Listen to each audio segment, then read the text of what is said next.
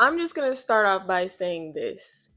Your life is about you, and the more time you spend obsessing and attached to someone else and literally giving your energy over to them, the more of your own life and energy you're wasting for yourself. I know it's so easy to say, oh, just stop, just let it go, just detach, just move on, just, quit the habits or behaviors or whatever. At the end of the day, there is underlying sneaky reasons for you having a certain attachment that you just can't shake.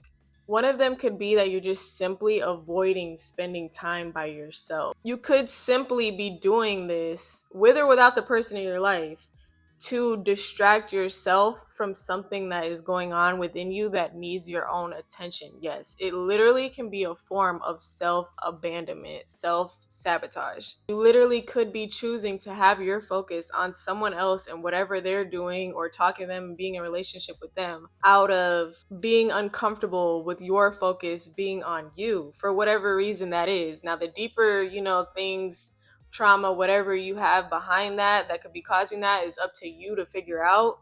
But at the end of the day, it is a form of self-sabotage. I feel like one of the most meaningful ways to get yourself out of this is obviously to realize that you're self-sabotaging, but also you're running regardless. So either you're going to run away from your own self by, dealing with whatever chaos, or, just giving all your energy and attention over to someone by obsessing with them, or you're going to run towards yourself, which ultimately can only make your life better. When your focus and attention goes inward to yourself with good intentions on healing and growing, and like, what can I do for myself?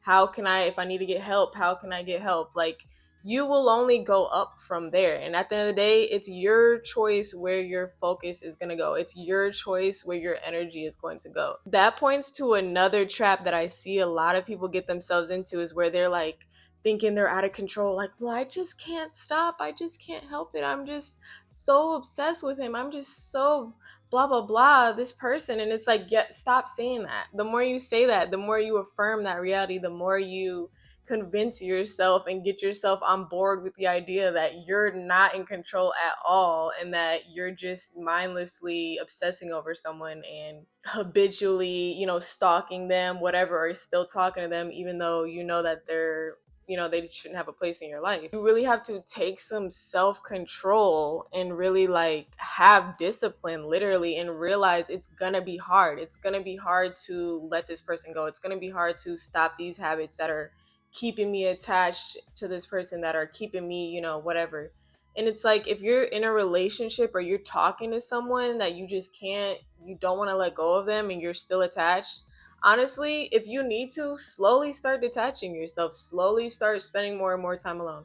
Slowly start getting back into the things that you used to love before you met them or before you lost yourself. Do things that are healing for you and that uplift you. Start listening to a podcast here and there. Like, literally, you can build it up like a momentum. When your mind starts to wonder and you keep thinking about them, if you're not together anymore, you keep thinking about the future that you could have if they were to change, or if they were to get into a relationship with you or whatever, you literally have to give yourself a reality check and center yourself back in. And this is why, like, mindfulness and self-awareness is such a big piece of this, because it's so hard to control where your mind and your energy is going if you don't even know where it is and it's just going there.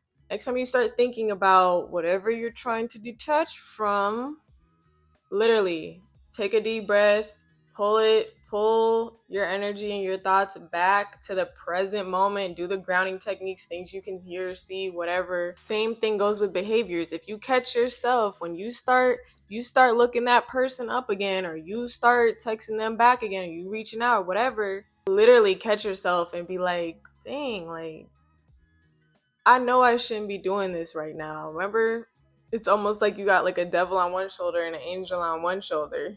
You have to consciously choose to keep listening to the angel, even though it's not fun, even though you're going to miss out on that dopamine, and you're going to miss out on ever knowing if you could get that person to settle down with you, or if you could get them back, or if you could, prove yourself in some way by keeping a certain attachment.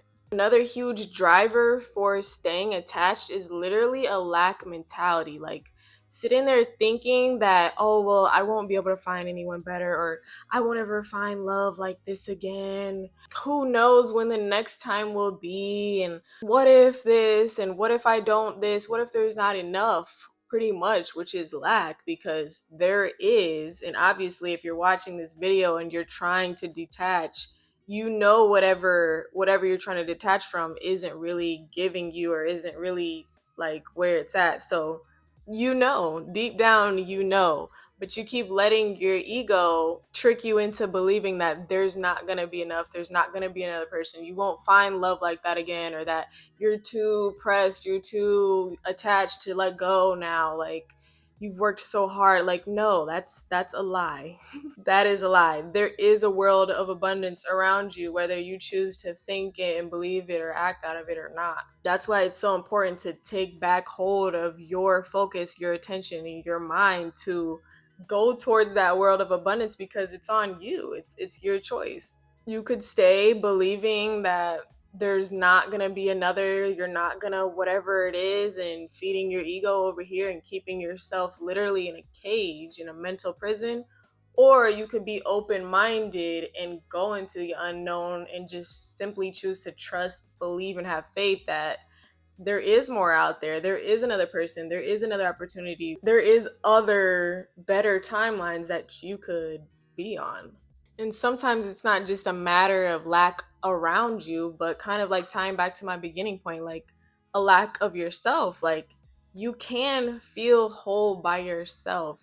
You might have went through things that make you feel scattered and like you're miserable by yourself, and that may be true for the present time, or for your foreseeable future, but that doesn't mean that you have to keep yourself on that track. That doesn't mean you have to, again, keep yourself in that prison that you're creating. If you believe that you can be whole by yourself, then you can. If you don't believe that you can be whole by yourself, then you probably won't feel whole by yourself, or it's going to be a lot harder for you to take the steps to even get there, because you don't believe it, because you act out of your own beliefs. So if you believe, like, I can get myself back together, I can feel whole again, you naturally will start taking whatever steps, whether that's going to therapy, going to church again, getting back into spirituality, whatever it is that's going to help you, regain your power and your connection to God, or whatever it is, to just be aligned to your highest path. And I will honestly say this is the most important factor when it comes to anything that I talk about, or any kind of healing, or anything having to do with your life period, is literally feeling whole by yourself, feeling whole based on your connection with God, your connection with yourself, your connection with your highest self, feeling a certain level of fulfillment by yourself. Now, obviously, relationships and something in my eye. Okay.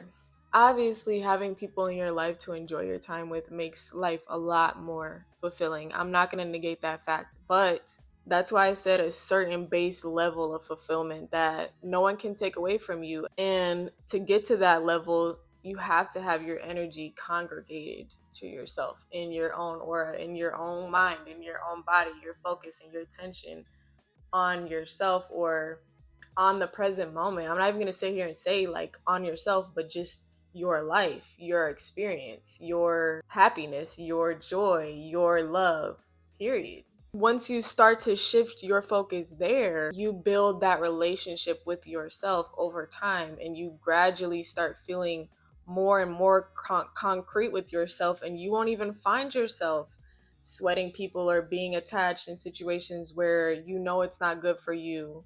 And that then evolves into having the motivation and discipline to actually do good for yourself, to chase your dreams, to eat better, whatever the case is, because you feel love within yourself. And I would highly suggest guided meditations for this, or especially EFT is life changing. EFT is the most powerful self kind of healing tool that I've ever done. I'm going to be so completely honest with you. It's like literally when you say affirmations and you tap different, you know, energetic meridians on your body. And I swear it literally doing that ingrains the affirmation and helps like ingrain the belief into you. It might take work. It might be more than just shifting your focus. It might be having to do therapy. It might be having to get your journal out and starting to, ask yourself deeper questions and like really be real with yourself. But I promise you that work is worth it. Like I've said in my other video, if you're with somebody that you love, you're expecting them to do whatever inner work on themselves or mental work on themselves in order to be in a place where they can love you healthily, right? So it's like with the whole you attract what you are thing, it's fair to say that the same goes for you. I'm gonna hold your hand when I say this. The same goes for you, and that's why it works though. And if you're sitting here listening to this and you're thinking, I can't, okay then. You can't. You're committed to being a victim of obsession. You're committing to being attached. Go ahead then. It's your life. You gotta do what you gotta do to give yourself what you need. You know what I'm saying? So let's stop playing games because it's summer 2025 is coming up, and it's been way too many years of you saying that you're gonna do it for yourself. You're gonna, what I'm saying, be there for yourself. It's like, why not now? You know? But that is all I have to say to you guys. I hope you enjoyed this video. I kind of feel like I just started going on all kinds of tangents and stuff. But like this video and subscribe if you like me, and I will see you in my next one. Bye, lovelies.